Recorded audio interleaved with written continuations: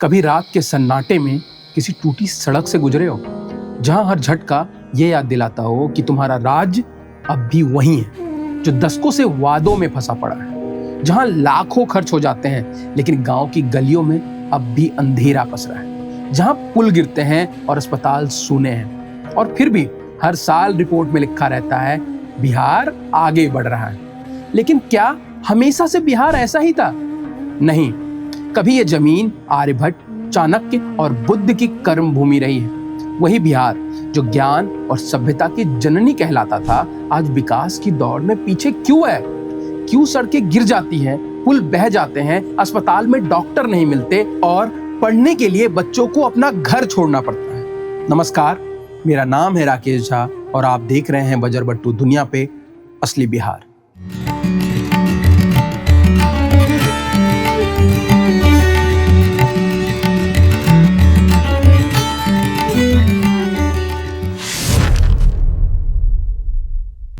आज हम अपने बिहार की सफर में बात करेंगे उस विषय पर जो किसी भी राज्य के लिए सबसे ज्यादा जरूरी है, इंफ्रास्ट्रक्चर।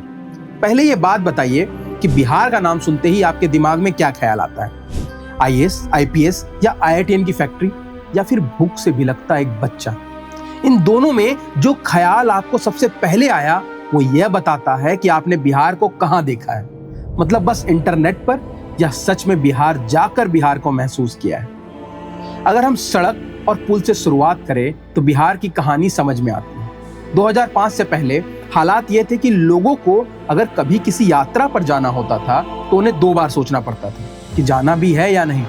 लेकिन 2005 के बाद जब नीतीश कुमार की सरकार आई तो सड़कों को पहली बार राजनीति से ऊपर रखकर विकास का मुद्दा बनाया गया। आज बिहार की सड़क की लंबाई 1,17,000 किलोमीटर से ज्यादा हो चुकी है। राज्य में अब 3,167 किलोमीटर सड़क प्रति 1,000 वर्ग किलोमीटर क्षेत्रफल पर है, जो देश में तीसरे नंबर पर है। प्रधानमंत्री ग्राम सड़क योजना, मुख्यमंत्री ग्राम सड़क योजना के तहत अब लगभग हर गांव में पक्की सड़क पहुंच चुकी है। लेकिन सवाल यह है कि अगर इतनी सड़कें बनी हैं और अच्छा काम हुआ है तो बार बार पुल गिरने की खबरें क्यों आती है? पिछले 2 सालों में बिहार में 15 दिन के भीतर 10 पुल गिरे। किसी की नींव कमजोर निकली तो किसी का डिजाइन ही गलत निकला। भागलपुर का अगुवानी सुल्तानगंज पुल 3 बार गिरा। 1710 करोड़ की लागत से बना ये पुल बिहार के लिए शर्म बन गया। आईआईटी रुड़की की रिपोर्ट में डिजाइन ही दोषी साबित हुआ। अधिकारियों से लेकर ठेकेदार तक सबकी मिलीभगत बिहार की साख को नुकसान पहुंचाती रही। सुप्रीम कोर्ट तक ने इस पर चिंता जताई। सरकार कहती है कि बारिश की वजह से पुल गिरते हैं, पर सच्चाई यह है कि अगर नींव मजबूत नहीं होती है ना तो बारिश से पुल नहीं टूटते, टूटता है सरकार के प्रति लोगों का विश्वास। अब बात करें बिहार के सेहत की, जो इस राज्य की सबसे बड़ी कमजोरी मानी जाती है। 2024 में आई केज की रिपोर्ट ने बिहार की स्वास्थ्य व्यवस्था की हकीकत खोल कर रख दी। इस रिपोर्ट के मुताबिक बिहार के सरकारी अस्पतालों में लगभग आधे पद खाली हैं। करीब 49% डॉक्टर, नर्स और दूसरे स्टाफ अपनी जगहों पर नहीं है। WHO के हिसाब से हर 1000 लोगों पर कम से कम एक डॉक्टर होना चाहिए, लेकिन बिहार में 1000 लोगों पर सिर्फ 0.47 डॉक्टर, यानी एक डॉक्टर पर कम से कम 21 लोग निर्भर हैं। सोचिए, एक डॉक्टर के सामने मरीजों की इतनी भीड़ हो तो इलाज का स्तर क्या होगा? कुछ जिलों के हालात तो और भी डराने वाले हैं। कुछ डेटा है, जैसे पूर्णिया जिले में 72% नर्सों की कमी है और पूर्वी चंपारण में पैरामेडिकल स्टाफ की कमी 90% दर्ज की गई है। कई उपजिला अस्पतालों में ऑपरेशन थिएटर बंद पड़े हैं और दवाइयों और जांच की सुविधाएं बेहद सीमित है।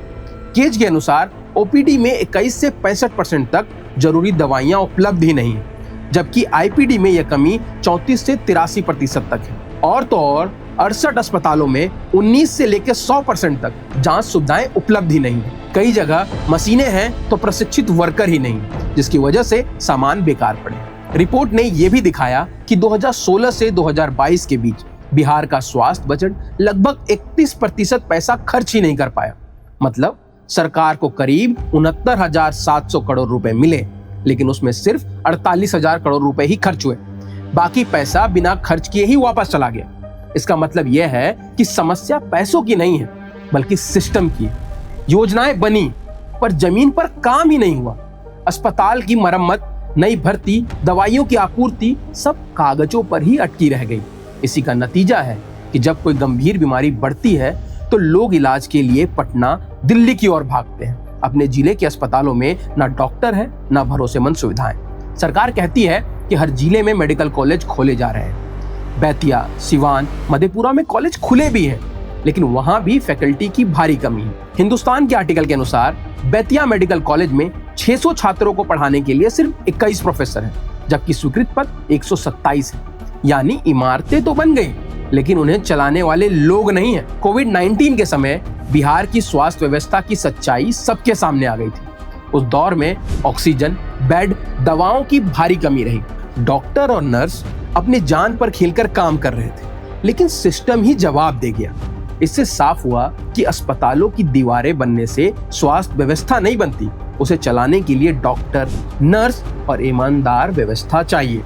आज भी कई गांवों में अस्पताल की इमारतें खड़ी हैं, लेकिन इलाज करने के लिए कोई नहीं। सरकारी अस्पतालों में मरीज जाते हैं तो कहा जाता है कि डॉक्टर छुट्टी पर है या दवा खत्म हो गई है। सरकार टेलीमेडिसिन और मेडिकल कॉलेज की बातें कर रही है, लेकिन जब तक हर गांव तक डॉक्टर और दवाएं नहीं पहुंचेंगी, तब तक अस्पताल सिर्फ एक बोर्ड और दीवार बन के रह जाएंगे। बिहार को अब एक ऐसी स्वास्थ्य व्यवस्था चाहिए जो हर व्यक्ति को इलाज की उम्मीद दे सके। और शिक्षा व्यवस्था, जिसकी चर्चा तो पूरी दुनिया में है कि बिहार आज भी देश में सबसे पिछड़ा राज्य माना जाता है। 2011 की जनगणना में यहाँ का साक्षरता दर 61.8% थी और अब यह बढ़कर 71% हुई है। यानी सुधार तो हुआ है, लेकिन बिहार अब भी नीचे से गिने जाने वाले राज्यों में शामिल है। राज्य में लगभग 94,000 स्कूल हैं, लेकिन हालात यह है कि आज भी 1865 स्कूल सिर्फ एक शिक्षक के भरोसे चलते हैं। सोचिए, जहां 100 से ज्यादा बच्चे हैं और पढ़ाने वाला सिर्फ एक व्यक्ति है, वहां कैसी पढ़ाई होगी। और तो और बुनियादी सुविधाओं की बात करें तो उनके हालात तो और भी खराब। लगभग 1900 स्कूलों में लड़कियों के लिए अलग शौचालय नहीं है। 2700 से ज्यादा स्कूलों में अब तक बिजली नहीं पहुंची है और लगभग 1000 स्कूलों में पीने का पानी नहीं है। पूरा भारत डिजिटल इंडिया की बात कर रहा है और दूसरी तरफ UDISC+T 2024-25 की रिपोर्ट बताती है कि बिहार के सिर्फ 25% स्कूलों में ही कंप्यूटर है। यानी 70,000 स्कूल ऐसे हैं जहां के बच्चे बिना कंप्यूटर देखे ही स्कूल की पढ़ाई पूरी कर लेंगे। सरकार ने साइकिल योजना, पोशाक योजना और छात्रवृत्ति जैसी योजनाएं शुरू की ताकि बच्चे स्कूल ना छोड़ें, और इसका असर दिखा है। 2024-25 की रिपोर्ट के मुताबिक सरकारी स्कूलों में लड़कियों का नामांकन 52% तक पहुंच गया। यह बदलाव उम्मीद जगाता है, लेकिन सबसे बड़ी चुनौती अब भी वही है, शिक्षा की गुणवत्ता। जब एक स्कूल में सिर्फ एक ही शिक्षक होगा, जब बिजली, पानी, शौचालय जैसी जरूरी चीजें भी नहीं होंगी, तो पढ़ाई कितनी भी हो उसका असर अधूरा ही रहेगा। 24-25 के आर्थिक सर्वेक्षण की माने तो बिहार की अर्थव्यवस्था में सेवा का हिस्सा सबसे ज्यादा है, जो लगभग 58% है।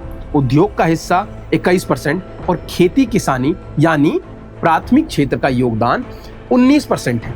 यह दिखाता है कि बिहार में औद्योगिक विकास अभी भी धीमी रफ्तार से हुआ और सेवा क्षेत्र अब भी मुख्य आधार है। हाल के वर्षों में कई निवेश घोषणाएं हुई हैं, जैसे अडानी ग्रुप ने 8700 करोड़ का निवेश किया। अंबुजा सीमेंट ने 1600 करोड़ का एक नया सीमेंट प्लांट बनाने की योजना शुरू की, जिसका शिलान्यास अगस्त 2024 में हुआ।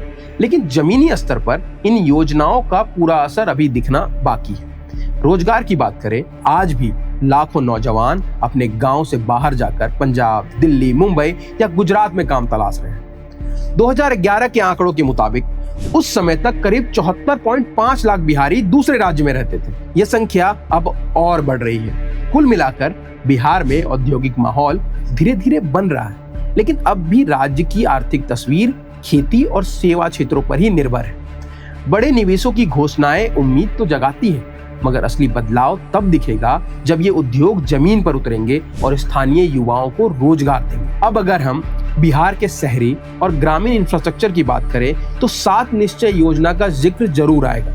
हर घर नल का जल, हर घर शौचालय, घर घर तक पक्की गली जैसे वादे किए गए। इन योजनाओं के तहत लाखों घरों तक पाइपलाइन बिछी, शौचालय बने, गलियां पक्की हुई, लेकिन हकीकत यह है कि 2025 में पटना जिले के सरकारी समीक्षा में कई नल योजनाएं बंद या काम नहीं करते हुए पाए गए। यानी पाइप तो बिछे, टंकी भी बनी, पर कई जगह पानी आता ही नहीं। कुछ गांवों में गली नाली का काम साल भर में ही टूट फूट जाता है। इसका मतलब साफ है, निर्माण तो हुआ लेकिन रख रखाव और निगरानी की कमी है। शहरी इलाकों में भी यही तस्वीर दोहराई जाती है। पटना में जेपी गंगा पथ बनकर तैयार हो चुका है और अब उसका विस्तार भी शुरू हो गया है। पटना मेट्रो का ट्रायल रन सितंबर 2025 में शुरू हो गया। स्मार्ट सिटी के तहत 187 कैमरे और कंट्रोल सिस्टम बनाए गए, पर फिर भी हर बार बारिश होते ही पटना और मुजफ्फरपुर जैसे शहरों की सड़कें तालाब बन जाती हैं। रिपोर्ट में कहा गया कि जुलाई 2025 में पटना में 24 घंटों में 333 मिलीलीटर बारिश हुई और पूरा शहर पानी पानी हो गया। इसका सीधा मतलब है कि ड्रेनेज सिस्टम अब भी अधूरा है और शहरी प्लानिंग को दोबारा सोचने की जरूरत है। कुल मिलाकर बिहार में काम बहुत हुआ है, नल जल, शौचालय, सड़कें, मेट्रो, गंगा पथ, लेकिन असली चुनौती यह है कि ये सुविधाएं टिकाऊ और भरोसेमंद बने। काम दिख रहा है मगर असर अभी भी अधूरा है। सरकारी योजनाओं में देखें तो बिहार सरकार का सबसे बड़ा कार्यक्रम 7 निश्चय पार्ट 1 और 2 रहा है। पहले चरण में बिजली, सड़क, नल जल, शौचालय जैसे बेसिक टारगेट थे। दूसरे चरण में स्वास्थ्य, महिला सशक्तिकरण, स्किल डेवलपमेंट जोड़ा गया, लेकिन ज्यादातर मामलों में दिक्कत एक ही रही। योजना बनी पर जमीन पर उसका असर आधा ही दिखा। अब सवाल ये नहीं है कि बिहार ने क्या किया, बल्कि यह है कि इतना करने के बावजूद नतीजे इतने कमजोर क्यों हैं? इसका जवाब 3 शब्दों में छिपा है: भ्रष्टाचार, लापरवाही और निगरानी की कमी। ठेकेदार घटिया मटेरियल लगाते हैं, अधिकारी आंख मूंद लेते हैं और जनता शिकायत करते करते थक जाती है। यह सिस्टम तभी बदलेगा जब जिम्मेदारी तय होगी। कौन पुल गिरने का दोषी है, कौन अस्पताल में डॉक्टर को नहीं भेज रहा है और किसकी वजह से स्कूल में एक ही टीचर है।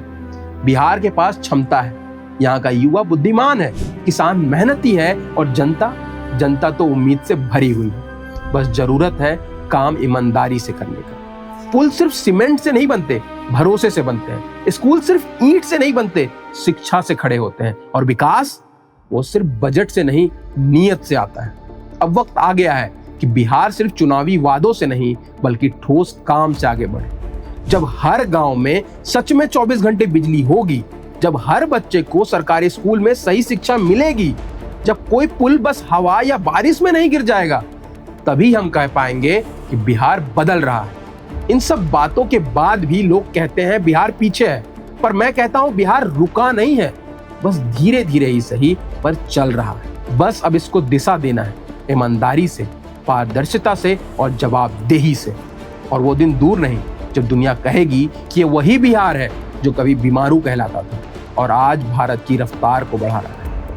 अब अगर आपने ये वीडियो पूरा देखा है तो इसका मतलब है कि आप भी उस बदलाव को देखना चाहते हैं। तो उसके लिए पहले आपको असली बिहार को जानना होगा और असली बिहार को जानने के लिए सब्सक्राइब करें बजर बट्टू दुनिया को। तब तक के लिए नमस्कार।